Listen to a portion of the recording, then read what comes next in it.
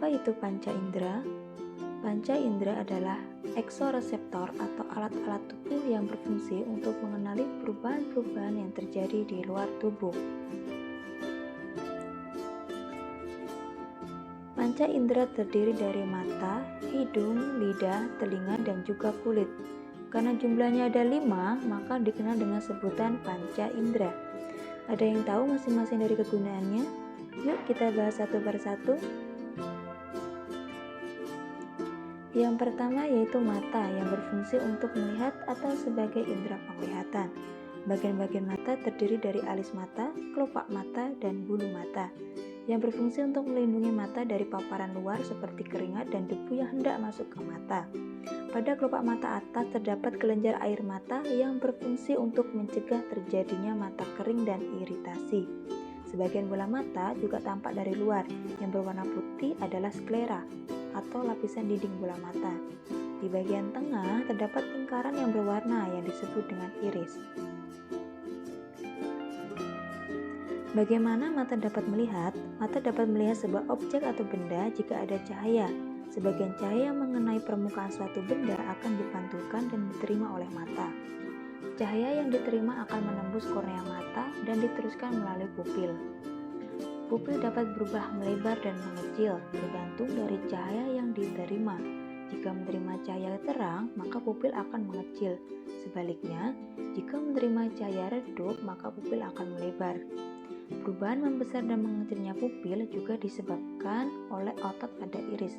Setelah melalui pupil, cahaya akan mengenai lensa mata dan dibiaskan. Lensa mata memiliki kemampuan untuk mencembung dan memipih. Lensa mata juga berfungsi untuk mengatur cahaya agar jatuh tepat di retina. Rangsangan cahaya yang jatuh di retina kemudian dikirim ke otak melalui saraf. Kemudian otak akan mengolahnya agar mata dapat melihat benda atau objek.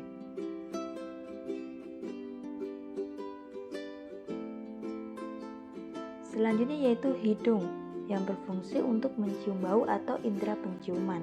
Rangsangan bau akan masuk melalui lubang hidung, kemudian mengenai ujung-ujung saraf yang terletak pada langit-langit hidung. Rangsangan bau akan diteruskan ke otak untuk diolah agar hidung kita dapat mencium bau.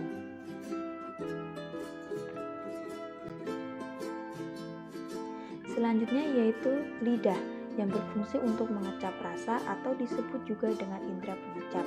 Lidah terletak pada rongga-rongga mulut. Pada permukaan lidah terdapat tonjolan-tonjolan kecil atau biasa disebut dengan papila.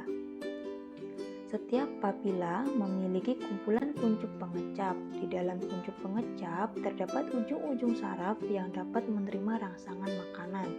Rangsangan tersebut kemudian diteruskan ke otak. Lidah dapat mengenali beberapa rasa seperti rasa pahit, asin, asam, dan juga manis.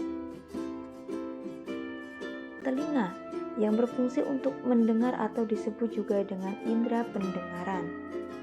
Rangsangan gelombang bunyi akan ditangkap oleh daun telinga dan masuk ke dalam lubang telinga serta saluran telinga. Rangsangan gelombang bunyi kemudian menyebabkan getaran pada gendang telinga dan diteruskan ke 3 tulang pendengaran, yaitu tulang martil, landasan, dan sanggoti. Getaran dari tulang pendengaran akan diteruskan ke cairan di dalam koklea. Getaran di cairan koklea akan merangsang ujung-ujung saraf pendengaran. Rangsangan bunyi kemudian dikirim ke otak agar telinga dapat mendengar bunyi.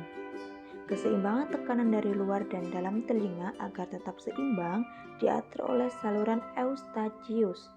Saluran eustachius biasanya tertutup dan akan terbuka pada saat kita menguap, mengunyah, dan menelan makanan. Fungsi lain dari telinga adalah sebagai alat keseimbangan.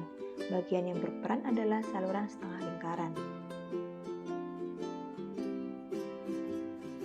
Kulit yang berfungsi sebagai indera peraba. Seluruh tubuh kita dilapisi oleh kulit. Kulit dapat mendeteksi adanya rangsangan seperti panas, dingin, tekanan, dan sentuhan. Pada lapisan kulit terdapat ujung-ujung saraf yang berfungsi untuk mengirim rangsangan ke otak.